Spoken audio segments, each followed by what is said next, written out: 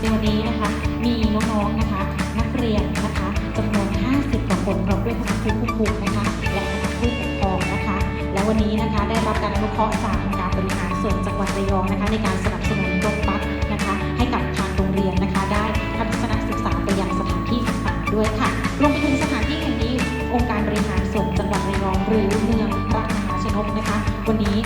สัญญาว่านะคะจะให้ความรู้นะคะและดูแลทุกท่านจนเสร็จสิ้นภารกิจค่ะเรียนเจ้าหน้าที่ครูผู้ปกครองและนักเรียนที่น่ารักทุกคนนะครับก็ผมประเทศเรานะครับผู้บริการโรงเรียนบ้านผมก็ต้องขอขอบคุณสถานที่แห่งนี้ที่ให้ความรู้และเนื้อหาสาระต่างๆที่นักเรียนคุณต้องรู้นะครับเพราะว่าสิ่งเหล่านี้คือการเรียนรู้ที่มีประโยชน์นะครับสำหรับนักเรียนขอให้นักเรียนทุกคนนะครับทำความรู้และประสบการณ์ในวันนี้ไปปรับใช้ในชีวิตประจำวันเพื่อความเป็นรุ่งเรืองและก็อนาคตที่ดีของตนเอง